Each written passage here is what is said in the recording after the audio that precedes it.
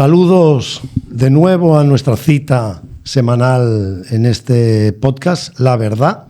Hoy volvemos al formato reducido, tête à tête, como dicen los franceses, pero siguiendo el tema que ha tenido muy buena aceptación y me han comentado que sigamos por ahí para llegar a las... Estuvimos viendo un poco en el último episodio, un poco la progresión, digamos así, no quiero utilizar progreso, pero bueno, sí. La dinámica, la evolución del pensamiento y cómo hemos llegado a donde estamos, a una época que podemos llamar de... no tiene todavía nombre definido, por poner otro nombre, se llama postmodernismo, es decir, sí, después del modernismo. A mí me gustaría casi más posverdad, para ligarlo con... También podía ser, sí. La época de la posverdad, donde, como decía José María de Campoamor, nada es verdad, nada es mentira, todo según del color del cristal con el que se mira. Esta es la situación. Esta es la situación. Llamamos posmodernidad para diferenciar del mundo de la modernidad. Recordemos que el mundo de la modernidad, más o menos a partir del siglo XV, XVI, etcétera, lo que es llamado Renacimiento y la Ilustración y demás, se caracterizaba por el predominio de la razón. O sea, el hombre con su razón puede organizar el mundo, la convivencia, porque como somos seres racionales podemos actuar de esa manera. Pero esa razón estaba al servicio de la búsqueda de la verdad. Sí, solamente que era una razón mutilada, porque solamente aceptaba como verdadero aquello que se puede comprobar, aquello que se puede experimentar. Está bien, pero el objetivo era ese. Sí, pero ¿qué verdad? Igual que la ciencia, también mutilada, pero también buscaba la verdad. Es pretender que el único criterio de verdad es el científico. Exacto. Pero la ciencia es un conocimiento muy limitado. Hay otros tipos de conocimientos que exceden la ciencia. Y de eso vamos a hablar y iremos saliendo de eso. Pero el asunto es que con un camino mutilado o otro también mutilado, al final el objetivo era un poco buscar la verdad. Hoy en día, que ya la ciencia cayó. ¿Qué es lo que ha pasado? ¿Quién busca la verdad? ¿Qué es lo que ha pasado? Ha pasado que este mundo organizado en la razón se ha demostrado fallido, porque todos los intentos de la razón que han desembocado en la Revolución Francesa, con el terror, han desembocado en pensamientos, por ejemplo, del cientifismo, pensando que la ciencia puede resolver todas las cosas, y ahora nos hemos dado cuenta de que la ciencia no puede resolver todas las cosas desde el momento en que aparece la ciencia limitada. Por ejemplo, vamos a poner, hasta principios del siglo pasado o final del siglo XIX, todo el mundo pensaba que la ciencia iba a progresar y cada vez más. Se creía que el mundo era estable, que el mundo era eterno, que siempre había sido así. Pero con el descubrimiento, ya hablamos de la física cuántica, con Max Planck en 1900, luego con la teoría de la relatividad especial y general de Einstein en 1905 y 1915, y con el descubrimiento de que el mundo está en expansión y por tanto tiene un origen, todo esto se ha venido abajo.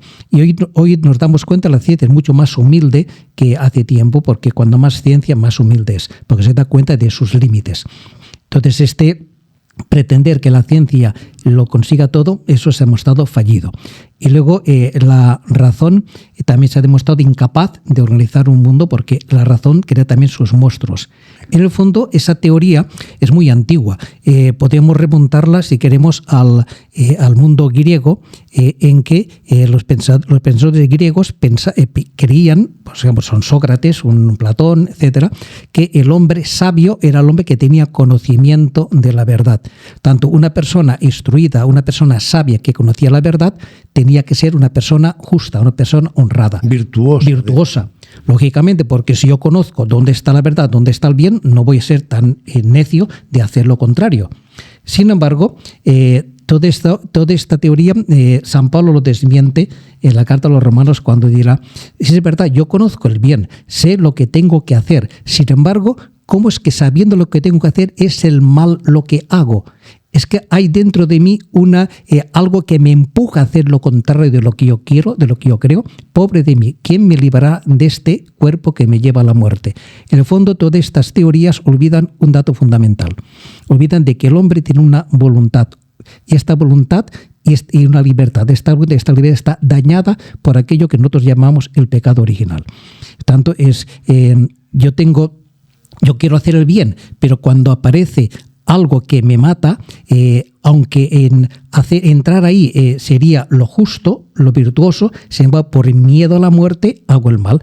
Por ejemplo, pongamos un caso típico, un niño que rompe un jarrón.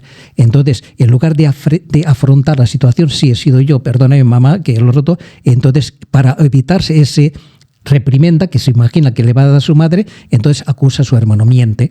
Entonces, en lugar de hacer el bien, hace el mal por ese temor, por ese miedo. Y eso ya aparece en el relato del pecado original. Exactamente. Uno dice, la mujer que me diste me engañó. Y la otra dice, no, la serpiente. Exactamente, así es. Esta es la situación. Entonces, y esto nos ha llevado en este momento a que el hombre ya abandonó. O sea que el pecado original, más que un acto en sí mismo, es una tendencia. Es una tendencia. O una esclavitud que experimentamos en nosotros. Sí, porque el pecado original no es un hecho puntual que ocurrió en la metahistoria con unos personajes ficticios que son Adán y Eva, sino que es una realidad presente siempre, porque constantemente lo que hacemos nosotros cuando nos encontramos ante estas situaciones. Tanto Adán y Eva es lo que hacemos, somos nosotros mismos, constantemente se está reproduciendo esta actitud. Entonces, por tanto, como ya la razón ya no responde, entonces ahora el hombre ha abandonado también la razón, ya dejó la fe, se quedó con la razón, ahora la razón no le sirve, ahora ¿qué le queda? No le queda ya ni fe ni razón. Ahora lo único que queda es... Ni ciencia, porque se ha mostrado limitada. Entonces lo que queda es lo que se llama el pensamiento débil. Es decir, el hombre se tiene que limitar a las pocas cosas que puede comprobar y puede experimentar. Lo demás queda fuera de su conocimiento. Tanto las preguntas fundamentales, trascendentales, de ¿quién soy yo? ¿Qué hago aquí? Las preguntas que se hacían los filósofos antiguos. ¿Por qué existe algo en lugar de nada? Dar razón de lo que existe, de la verdad. Esa pregunta quedan eliminadas. De hecho, ese pensamiento débil se muestra claramente cuando alguien, en su forma de hablar, muestra la pretensión de tener la verdad. Sí. Es un escándalo. ¿Cómo puedes tú decir que tú tienes la verdad? O sea, hemos renunciado a conocer verdad. Nuestra sociedad ha renunciado a la verdad. Entonces ya no conoce la verdad, por tanto, como no hay verdad, entonces hagamos lo que nos dé la gana, lo que me dicte mi capricho, mi deseo. Exacto. Entonces, ante este fracaso de la razón, hablaremos un poco ahora sobre de dónde sale todas estas ideologías, pero tenemos presente una situación que estamos viendo en este momento. O sea, en este momento hay un intento a nivel mundial organizado y llevado a cabo por fuerzas ocultas que más o menos conocemos quiénes son, pero que son los que mueven los hilos de la economía y del poder mundial, que el objetivo es reducir a la población. Ya Bill Gates decía que sobraban en el mundo 3.000 millones de personas, estaban de sobra. Había que reducir la población. Esto viene también de una falsa teoría que llamamos malthusiana de Malthus, que a finales del siglo XVIII calculó que la población mundial iba creciendo desmesuradamente y no así los alimentos. Por tanto, llegaría un momento en que no habría alimentos para todo. Eso demuestra que es completamente falso. Pero, sin embargo, hace unos 50 años se publicó un libro, no recuerdo cómo se titulaba, pero no recuerdo el momento el título, que se publicaron más de 30 millones de ejemplares en un montón de lenguas, o sea, distribuido a todo el mundo. Fuentes masónicas estaban detrás. Programático. Sí, que hablaban de el problema, la gravedad que viene al mundo, que se va a quedar con hambruna, y ponían fecha, 1993. Obviamente eso no se ha cumplido, pero... Hemos comido después de eso. Sí, hemos comido. Y todavía hay para mucho más. Pero esas ideas están detrás, son falsas ideas, pero se siguen fomentando para lanzar este mensaje. Bueno, a principios del siglo XX apareció lo que se llama el neomalthusianismo, sí. Con ya propuestas mucho más desgarradoras, como eran los planes eugenésicos, Justamente el fundador de Planet Parenthood iba por esa la Sanger, pero no, la eugenesia, que no solo era en el momento de nacimiento, la selección, sino luego, llegando a decir frases como hay que eliminar a los que son imbéciles benignos. Sí. O sea, y hablaba, ahí ponía delincuentes, vagabundos. Sí, eso lo defendía esa corriente, también viene del darwinismo social, no de propio Darwin, sino de seguidores suyos que abogaban por esta situación. Defendieron estas ideas hasta que apareció el nazismo. Entonces tuvieron que disimular la cosa para decir nosotros no somos nazis, pero eran nazis. Exacto. Exactamente igual. Y todas estas corrientes iban en un solo paquete que iba acompañado de un neofeminismo brutal que ya a mitad del siglo XX abogó por una huelga de vientres mundial, no les demos hijos y de ahí ha ido viniendo todo lo que es el feminismo actual, pero que es todo un solo paquete. Sí, va todo junto. Una forma de pensar única. Que engloba diferentes propuestas, todo va en el mismo. El que tiene esa forma de pensar es por aborto, es por eugenesia, es por eutanasia, es por fomento de la homosexualidad, o sea, todo. Género. Todo, exactamente. Entonces, bien, entonces, con este objetivo de reducir la población, se han lanzado diferentes propuestas para conseguir este objetivo. Uno de ellos, por ejemplo, el famoso cambio climático que se está produciendo en el mundo.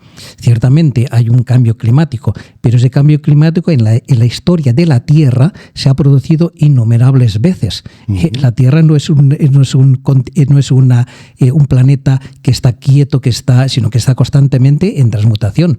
Y según los cálculos, dentro de no sé qué cuántos años, todos los continentes que están juntos en un nuevo Pangea, un Pangea que existió hace ya muchos millones de años, que estaba todas las tierras juntas. Pues ese cambio se está produciendo constantemente, continuamente en la Tierra.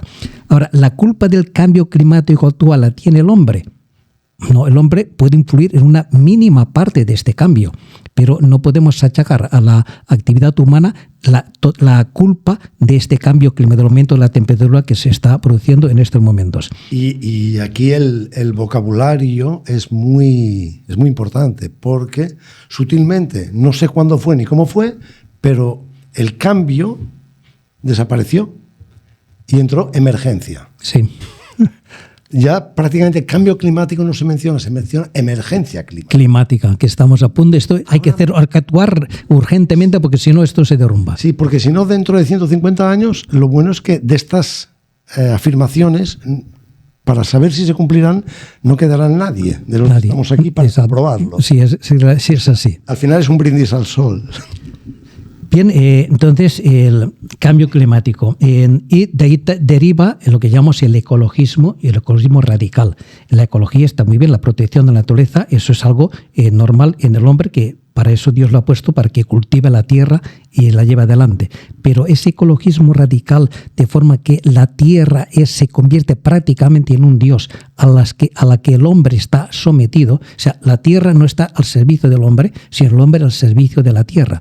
Esto es una transmutación de valores, y esto en el fondo es adorar a la tierra como si fuera un Dios. La famosa Pachamama de los antiguos incas.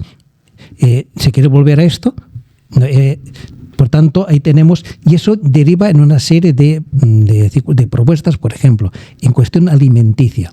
Ahora se nos está abogando para la supresión de la carne, porque los animales también contaminan, entonces hay que eliminar los animales. Entonces hay que fomentar la alimentación de los vegetales, el famoso veganismo. La hamburguesa vegana. La hamburguesa vegana. ¿Cómo existe una hamburguesa que sea sin carne, una carne sin carne? Señores, aquí en este país, si nos quitan el puerco, se acabó la Navidad. Bien, pues muy bien, si una persona quiere alimentarse solamente de vegetales y de legumbres, está en su derecho, está muy bien, pero querer decir que eso es el futuro y que por tanto hay que eliminar la carne, eso es un absurdo que va en contra de toda la historia de la humanidad, historia de la humanidad. Es una propuesta. Otra propuesta, por ejemplo, consecuencia de esto, surgen diferentes sectas que se niegan a procrear. con la excusa de que para no traer contaminadores al mundo. Yo defiendo el medio ambiente, por eso no tengo hijos. Así. Esa es la forma de defender el medio ambiente. No, al final tendremos un medio ambiente sano y nadie que lo habite. Exactamente. No sé para quién tendremos un medio ambiente. Y entonces son posturas extremas. Una cosa es la defensa de la naturaleza. Y sobre lo que es la ecología, la respuesta es muy simple. Creo que ya hemos hablado de esto en otros episodios. Si tú quieres cuidar de la naturaleza, lo que tienes que hacer es poner a Dios en el corazón del hombre. Anuncia a Cristo. Porque si Cristo está en el corazón del hombre, entonces el hombre respetará la naturaleza porque la verá como una hermana suya. Digamos, el ejemplo típico, podemos decir, de San Francisco de Asís. Claro. Entonces cuidará la naturaleza, la protegerá, la defenderá. Ahora, si en el corazón del hombre reina el dinero, entonces la tierra que se ponga a temblar porque va a ser destrozada, esquilmada. Es decir, el fondo, la ecología se basa en una cosa. Si Dios reina, la tierra goza. Si Dios no reina, la tierra tiembla. San Pablo también lo mismo, diciendo que la creación entera está gimiendo con dolores de parto, esperando que los hijos de Dios se manifiesten. Este es el problema ecológico. Predica a Cristo y verás cómo el problema ecológico se resuelve. Pero nada de estas teorías de defensa de la naturaleza a ultranza, el famoso sínodo de la Amazonía, con todas sus propuestas, que para mí andan desencaminadas porque olvidan lo esencial, lo olvidan a Cristo. Bien, esas son unas consecuencias. Entonces, aparte del ecologismo radical... Voy a ir buscando algo que me parece adecuado. Muy bien. Tengo aquí dentro en lo que avanzamos. Por ejemplo, otra prueba es el control de la natalidad. Es decir, como sobran personas, hay que controlar la natalidad, evitar que nazcan nuevos seres humanos. Una forma de hacerlo es a través de la anticoncepción, con la propuesta de la anticoncepción, del control de la natalidad, que durante décadas se ha ido imponiendo, sobre todo, curiosamente, en los países pobres y en las capas menos favorecidas de la sociedad. Incluso con presiones, es decir, exigiendo implementar estas políticas para poder recibir ayudas del exterior. Y esto incluso ha habido casos extremos escandalosos. Yo recuerdo un caso que hubo en Bolivia, en que unos médicos supuestamente enviados para ayudar y demás, lo que en el fondo estaban promoviendo es esterilizando a las mujeres.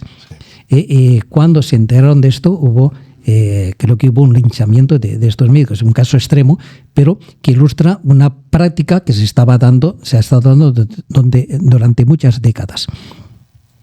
Otra forma de promover la limitación de la natalidad es con la promoción de la homosexualidad. Obviamente la homosexualidad es estéril, por tanto, cuando más parejas homosexuales existan, menos nacimientos habrá.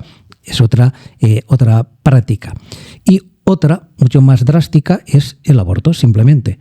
Vamos, con toda esta ideología que se va imponiendo poco a poco, siempre las tácticas que se emplean son tácticas de disimulo, con lo cual, de alguna manera, reflejan quién es su instigador, quién está detrás de todo esto. Porque detrás de todo esto, no tenemos que olvidarlo, está el demonio. El demonio existe. Y el demonio es mentiroso y asesino. Y por tanto siempre intentará mentir. ¿Y cómo miente? Presentando el mal como algo bueno. Entonces, por ejemplo, y estas tácticas son las que siguen todas estas instituciones. Presenta, por ejemplo, el aborto, los famosos supuestos. En el caso de que una mujer haya sido violada, en el caso de que la criatura venga con malformaciones físicas o psíquicas, en el caso, ¿cuál es el tercer caso? No recuerdo, a que peligre la vida de la madre, en ese caso se puede abortar. Entonces se presentan casos extremos, algunas veces falseado, el famoso, ¿cómo se llama? El Rose versus que legalizó el aborto en Estados Unidos. Sí. O sea, que era mentira, era un montaje. Exacto. Ni estaba embarazada ni nada por el estilo. Y la famosa Rose, más tarde, que se convirtió, lo digo. Sí, es el caso de Wade, sí. No me acuerdo. Bueno, bien, es el caso, ¿no? Yo voy a... para acabar con lo de... Bueno, acabar o continuar con lo del... El tema del ser humano y el daño a la tierra. Sí. Leía yo hace un tiempo en un periódico de Barcelona un artículo, la filosofía que rechaza tener hijos, el desespero generacional que lleva al antinatalismo. Uh-huh. Y bien, habla de Corea, habla de muchos lugares donde hay muchos casos por los cuales. Pero aparece un caso, Miguel Steiner, autor del Antinatalista, cree que los que rechazan procrear cada vez cuentan con más referentes intelectuales y en la industria editorial y audiovisual. Los antinatalistas cuentan con insignes pensadores en sus filas, como Tomás Ligotti, autor de La conspiración contra la especie humana, uno de los libros en los que se inspira Rust Cole, de una serie muy famosa de Netflix, True Detective. Pero bien,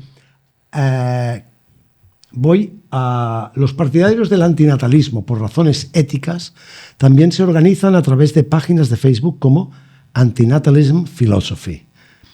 Una de sus facciones, el Movimiento de Extinción Humana Voluntaria, una organización con miles de seguidores en Estados Unidos, cree que lo mejor que los seres humanos podrían hacer para ayudar a la Tierra es dejar de tener hijos.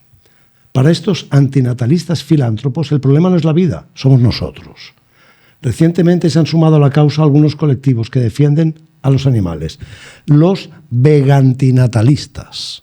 Uh-huh. O sea, la mejor solución para la Tierra es que los humanos, que somos los que pensamos, hagamos una extinción voluntaria. Y entonces los animales también contaminan, se multiplican los animales, ¿no? ¿Qué hacemos con ellos? Pero y esto está, y están organizados en colectivos, ya lo dice aquí, una organización con miles de seguidores en Estados Unidos. Esta forma de pensar no es una locura, está ahí. O sea, sí es una locura. Es una locura, desde luego, pero... Es una locura. Pero está ahí y va creciendo. Los que sobramos somos nosotros. Sí, somos los humanos. Sí. Entonces las vacas, los corderos y los animales nos sobran. Uh-huh. Ellos no contaminan. Bueno, hace unos cuantos años en la comarca de Osona, en la provincia de Barcelona, sí, que tiene a Vic como centro, uh-huh, una población donde no solo se hacen nacer cerdos, sino que se crían cerdos de otros lugares, uh-huh, se traen a engordar y a criar para luego... el gran problema era el tema de los purinos, o sea, el excremento de cerdos. Sí, sí. Había un colectivo de aproximadamente 12 millones de cerdos. Estoy hablando de finales de los 90, final de siglo. Uh-huh. Y era un problema serio, el tema de los excrementos de cerdo en esa comarca. No se sabía qué hacer, pero ellos no contaminan. Bueno, es abono, en fin de cuentas. Bueno, bien, entonces decíamos que cómo se promueve esto, mintiendo, digamos, y engañando. Porque entonces vamos a ver, el problema es este, es decir, cuando aparece un sufrimiento por algo, lo primero que presentan es hay que suprimir la causa del sufrimiento. Uh-huh. Entonces, la causa del sufrimiento es el niño por nacer, entonces lo suprimimos. Entonces, decíamos que esto primero se presentan casos extremos para llamar la atención, presentando como un bien pobre mujer que ha sido violada, entonces el sufrimiento que está llevando vamos a eliminando al hijo que no desea. Pero esto va a provocar un sufrimiento mucho mayor. Y no elimina el primero. Y no elimina el primero en absoluto. Porque además el culpable de esta situación no es el niño, es el violador. Entonces vamos a castigar al inocente por el culpable. No, vamos a buscar la causa de todo esto y veamos quién es el que tiene que responder. Lo mismo, en el caso de peligro de la vida de la madre. Yo tengo un dato que es en un país muy cercano al nuestro, no voy a decir quién es, donde está permitido el aborto, el índice de mortalidad materna por causa del parto estaba en 200 y pico por 1000. En otro país que en aquel momento todavía no estaba legalizado el aborto, por desgracia ahora ya está olvidado, que era Chile, el caso de mortalidad materna era solamente el 11 por 1000. Mucho más bajo, por ejemplo, que en cualquier otro país de América, incluso Estados Unidos. O sea, el problema no es el embarazo, el problema es la asistencia sanitaria para poder atender estos casos. Entonces, el problema no es la criatura por nacer. Y en el caso de malformación del feto, entonces dice, no, es inhumano permitir que esta criatura nazca porque va a sufrir. En primer lugar, es más importante, por tanto, para que no sufra, la matamos. Pero le hemos preguntado a esta criatura si qué es lo que ella prefiere, o bien el famoso caso de síndrome de Down. ¿Los niños que tienen síndrome de Down son desgraciados acaso? ¿Alguien conoce y tiene cercano a niños con síndrome de Down? Yo tengo 2 muy cercanos, que ya tienen 20 años y 21 el otro. En absoluto han sufrido nada, son los seres más felices que hay sobre la Tierra. Entonces, se empieza, por tanto, con estas mentiras y de forma que presentan un mal como es el asesinato, porque el aborto hay que describirlo, la realidad, las palabras tienen que describir lo que es la realidad. No es interrupción del embarazo, no es el eufemismo de salud reproductiva, sexual y reproductiva, no. Hay que decir lo que es. Un aborto es un asesinato de un niño en el seno de su madre, de una persona humana al seno de su madre, porque desde el momento de la concepción, ahí hay un ser humano, ahí ya tiene ya todo lo que este ser humano va a ser. De tal forma es como ocurre, por ejemplo, con un árbol. Yo planto una semilla de un árbol, y ese árbol va creciendo, primero lo voy a echar la raíz, luego el tallo, etcétera, va a ir creciendo. Si yo corto este árbol cuando ya es adulto, o lo corto cuando está empezado a nacer, o destruye la semilla, estoy destruyendo el mismo árbol. Entonces, estoy impidiendo que este árbol se desarrolle. Lo mismo ocurre con un feto humano. Si yo lo elimino a las pocas semanas de haber sido concebido, o lo elimino cuando tiene 6 o 7 meses, o lo elimino después de haber nacido, como ya hay tendencias que están hablando de esta situación, ya se está realizando en algunos países. Sí, realmente hay un modo que es el parto que no llega a término, pero sí, que es un... Entonces, es lo mismo. No hay ninguna diferencia sustancial entre un feto de pocas semanas que un niño de recién nacido, o incluso están hablando algunas corrientes, por algunos médicos están diciendo que el niño hasta los 3 años tenía que estar en una especie de evaluación y ver si es viable o no es viable para la vida. Hasta los 3 años se le podría matar, inclusive. Eso defienden ciertas corrientes que se están abriendo camino. Entonces, eso es el aborto, es una forma de controlar la natalidad. Lo mismo la eutanasia.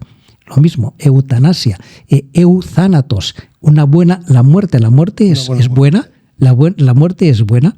Entonces, ante un dolor insufrible, entonces mejor para esta persona eliminarla, que muera antes de entrar en este dolor. Pero ese siempre presentan casos extremos. Es un dolor insoportable, es una vida que no se puede sostener. Por tanto, por misericordia, vamos a darle, digamos, perdona la expresión, el tiro de gracia, como se hace con un animal que está herido.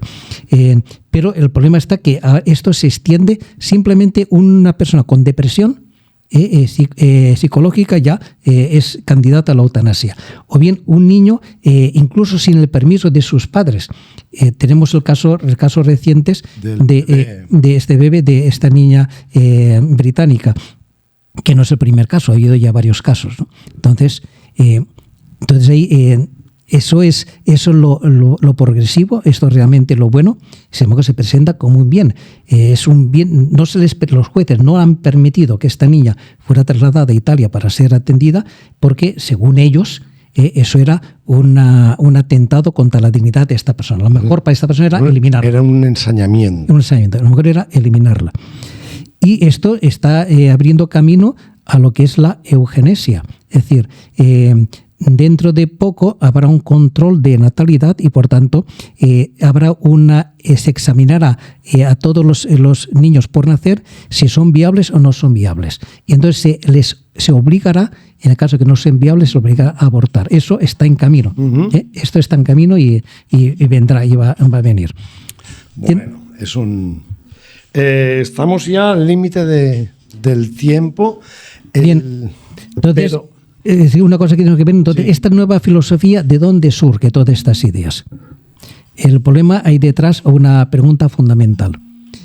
¿Existe Dios o venimos de la nada?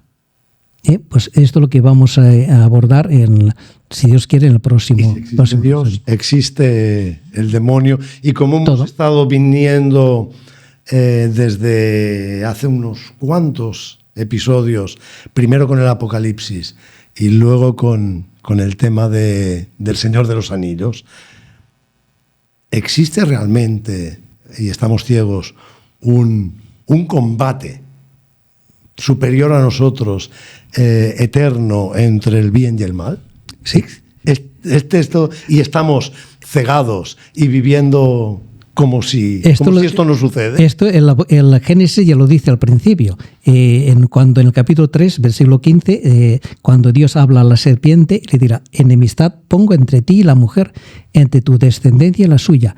Ella te aplastará la cabeza mientras tú le muerdes el talón.